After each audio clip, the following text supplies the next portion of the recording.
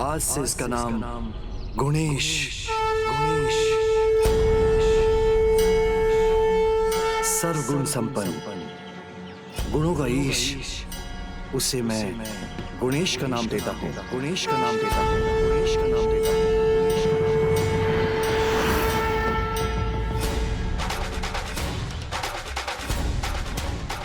गुणेश हमारा पुत्र गुणेश। गुणेश गुणेश जो अपने गुणों से अधर्म का नाश करेंगे। त्रिसंध्या क्षेत्र में उनका जन्म हो चुका है। तो अंत भी वही होगा।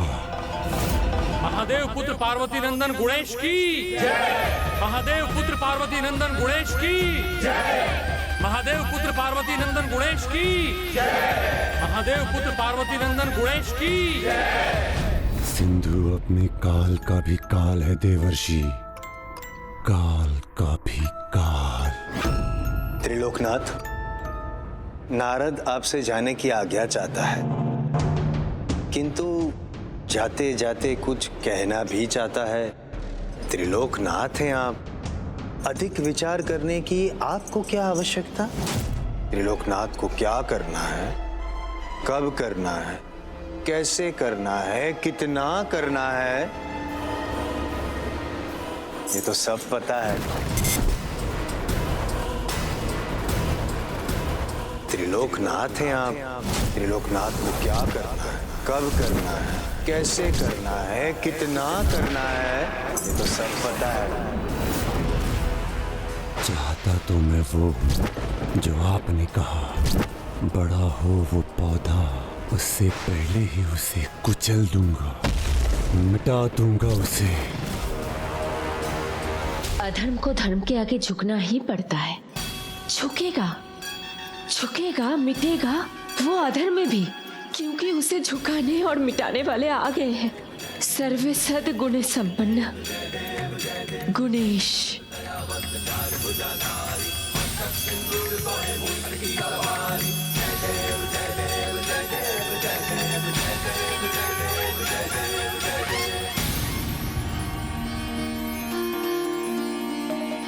मेरा पुत्र, दृष्टि हटती ही नहीं है तुम्हारे मुख से।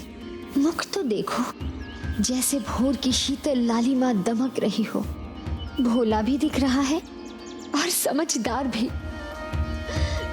मेरा गुणेश, पुत्र गुणेश, माता अहिल्या और गौतम ऋषि को जाकर प्रणाम करो। प्रणाम माता अहिल्या। पुत्र, माता से तो मिल लिए, अब हमें भी कृतार्थ कर दो। जाओ। प्रणाम गुरुदेव।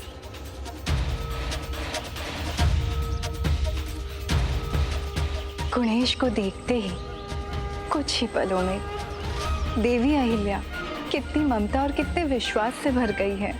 विश्वास वो नहीं जो कुछ ही पलों में हो जाए, विश्वास तो वो है जो एक पल के लिए भी ना डगमगाए। ये आप क्या कह रहे हैं स्वामी? क्या देवी अहिल्या का विश्वास डगमगाने वाला है? ये नहीं बताना चाहते तो इसका उत्तर तो दीजिए। आपके परम भक्त देवर्षि नारद सिंधु के पास क्यों गए? उसे गुणेश के आविर्भाव को लेकर चेतावनी क्यों दी? देवर्षि नारद जो भी कहते हैं उसके पीछे कोई ना कोई कारण अवश्य होता है। उनके शब्दों में जगत का कल्याण ही छिपा होता है। और ये भी सत्य है, संसार में जो भी घटित होता है उसका कोई ना कोई निमित्त होता ही है। और यहाँ देवर्षि ही सिंधु और उसके सहयोगियों के अंत के आरंभ के निमित्त बने हैं। छोटा सा तिनका भी गले की फांस बन जाता है। संकट तो ये छोटा बालक भी बन सकता है सिंधु। स्वयं जाना उचित नहीं, पहले देखना होगा, आंकना होगा। ये बालक कर क्या सकता है?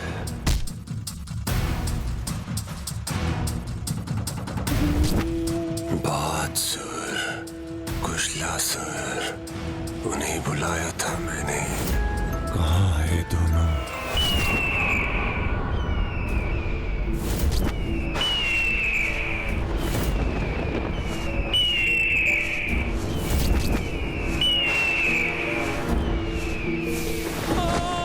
बचाओ मुझे, छोड़ दो, जाने दो।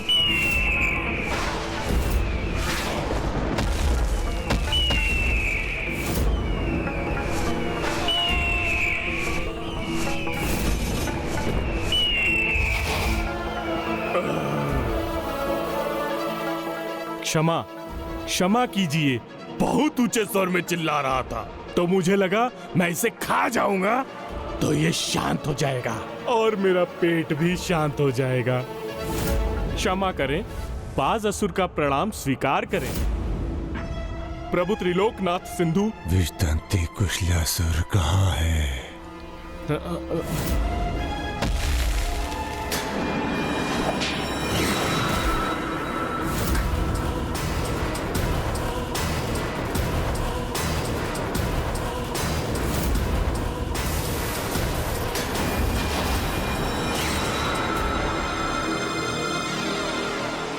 कुशलासुर प्रणाम करता है प्रभु त्रिलोकनाथ सिंधु को।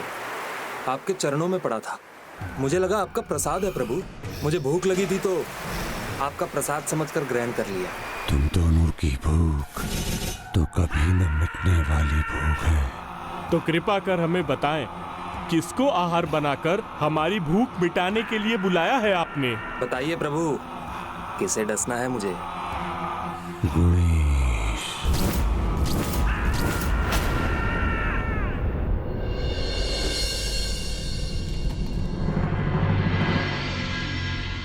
पुत्र गुणेश, पुत्र गुणेश, पुत्र कहाँ हो तुम? कहाँ चला गया पुत्र गुणेश? माता क्या हुआ माता? क्या हुआ माता? पता नहीं मेरा पुत्र कहाँ चला गया है। अभी तो उसने आश्रम को ठीक से जाना भी नहीं है। कहाँ पर क्या है उसे पता ही नहीं। फिर भी इतनी भोर में भला कहाँ चला गया है मेरा पुत्र? माता चिंता मत करिए, गुणेश बहुत गुणी है, समझदार है। यहीं कहीं होंगे, हम सब मिलकर ढूंढ लेंगे उसे। गुणेश! बिना माँ को बताए तुम कहाँ चले गए हो पुत्र? अभी तो आए हो और अभी से अपनी नटखट बाल लीला कर मुझे सताने भी लगे।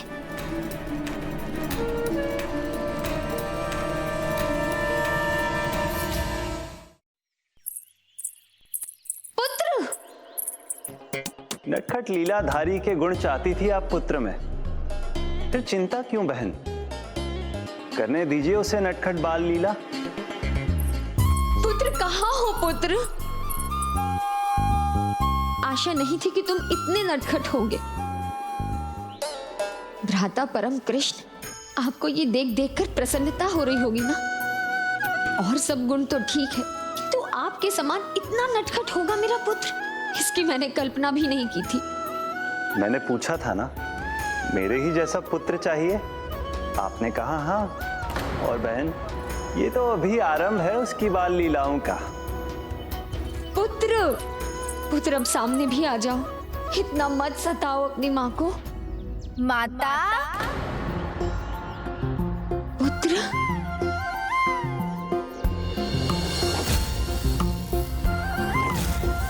पुत्र, पुत्र मेरे सामने आओ। यहाँ, मैं तो यहाँ हूँ माता। मैं थक गई हूँ पुत्र, सामने आओ। कहाँ हो तुम? अब मैं तुम्हारे पीछे और नहीं भाग सकती।